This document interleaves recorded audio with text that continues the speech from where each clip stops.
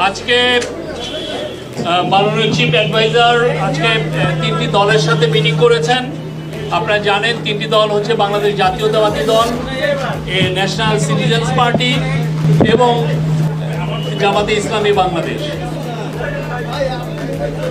জামাতের প্রতিনিধি ছিলেন সৈয়দ আব্দুল এনসিপির প্রতিনিধি দলে ছিলেন, আর বিএনপি প্রতিনিধি দলে ছিলেন মির্জা ফখরুল ইসলাম আলমগীর।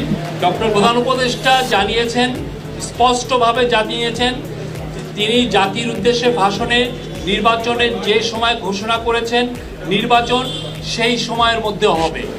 তিনি বলেছেন নির্বাচন ছাড়া কোনো বিকল্প নাই, কেউ যদি নির্বাচনের কোনো বিকল্প নিয়ে ভাবে সেটা হবে এই জাতির জন্য গভীর বিপজ্জনক। এর পাশাপাশি রাজনৈতিক দলগুলো জুলাই সনদ বাস্তবায়নের বিষয়ে কি মতামত দিয়েছেন সেটা নিয়েও আলোচনা হয়েছে। এই ছিল আজকে। আর আজকের থ্যাংক ইউ।